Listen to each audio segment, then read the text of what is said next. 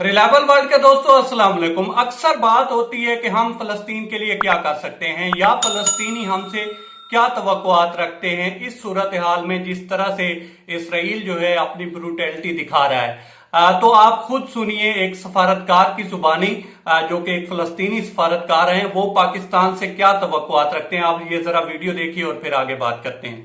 आवाज़ में बता रहा हूँ, शायद हमारे उम्मीद दुनिया से ख़त्म हो जाए, पाकिस्तान के अवाम से कभी भी हमारी उम्मीद ख़त्म नहीं होगी। अगर दुनिया साथ छोड़ेगी तो पाकिस्तानी अवाम फ़लस्तीनी अवाम को नहीं छोड़ेगी। ये जहन में रखना, ये बात, ये हमारा यकीन है, ये हमारा ईमान है। ये जी तो दोस्तों सुना आपने। अच्छा, ना सिर्फ उनको ये तवक्कुआत हैं कि पूरी दुनिया छोड़ जाए, लेकिन पाकिस्तान उनको नहीं छोड़ेगा।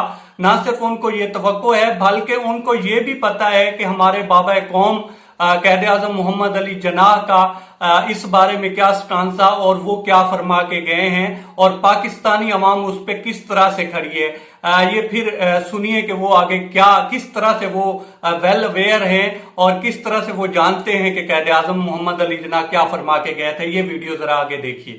पाकिस्तान का नज़रिया और पाकिस्तान का जो सोच कायद आज़म साहब की दूर से लेके अब तक एक ही चलते आ रहा, जो जिसके बारे में अभी वज़ीर आज़म साहब ने भी यही की है कि पाकिस्तान कभी भी इसराइल को तस्लीम नहीं करेगा जब तक फ़लस्तीनियों का हकूक़ हासिल नहीं होता।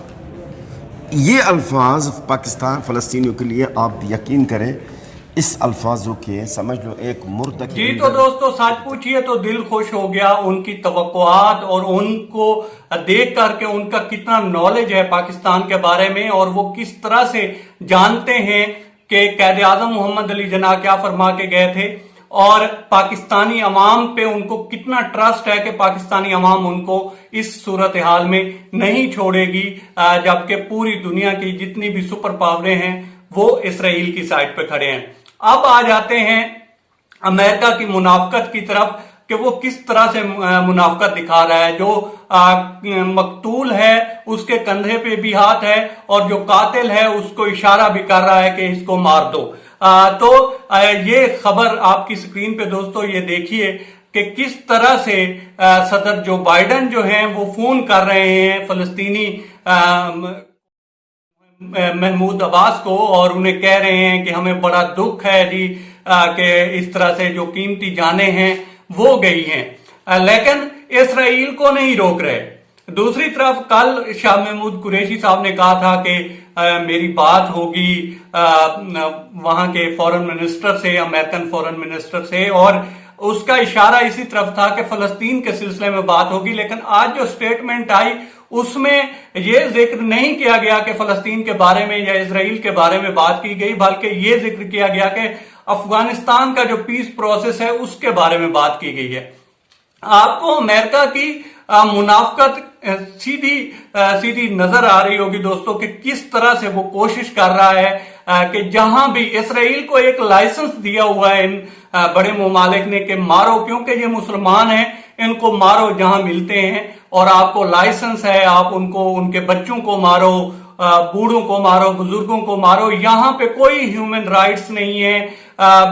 उनको इस चीज से मतलब ही नहीं है कि किस तरह से कौन मर रहा है, किसके बच्चे मर रहे हैं, क्या हो रहा है, उनको इससे कोई गर्ज ही नहीं है।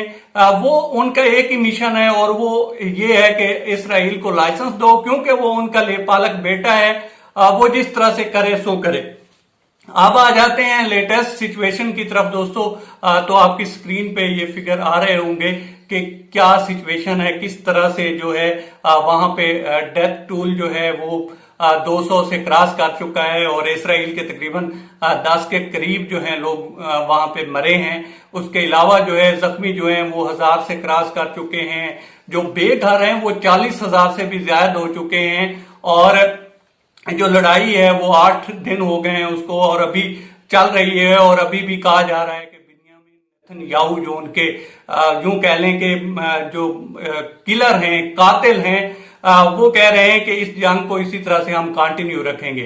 तो अब आगे देखते हैं क्या होता है। ये अब तक की सिचुएशन है और अगर सुपर पावर्स को देखें तो वो खुली मुनाफकत कर रहे हैं और वो इसराइल की साइड पे खड़े हैं और ये एक ढोंग है कि कहते हैं कि जी हम बड़ा जो है ह्यूमन राइट्स पे जो है यकीन रखते हैं और मीडिया की आज़ादी पे यकीन रखते हैं। तो मीडिया की आज़ादी देखें तो उसी दिन जो अमेरिका का नुमाइंदा था वो गया हुआ था इसराइल, जिस दिन अल जजीरा के ऑफिस पे हमला हुआ है। और अल जजीरा के ऑफिस पे हमला सिर्फ इसलिए हुआ है कि वो वाहिद चैनल था या एक दो और चैनल हैं जो हकीकत दिखा रहे थे या कोई अच्छी रिपोर्टिंग कर रहे थे। इसके अलावा जितना भी मीडिया है वो एक ही साइड ले रहा है और वो हमास को तो मिलिटेंट बताता है, लेकिन इसराइल की जो कार्रवाइयां हैं उनको जस्टिफाई करने की कोशिश करता है। तो ये एक दुनिया की जो है हिपोक्रेसी है जो अब खुलकर सामने आ रही है। तो अब तक इतना ही दोस्तों, आपसे रिक्वेस्ट है कि आप हमारे चैनल का विजिट करें और अगर आपको हमारे चैनल का कंटेंट पसंद आए तो इसे सब्सक्राइब करें। ताउन के लिए शुक्रिया दोस्तों।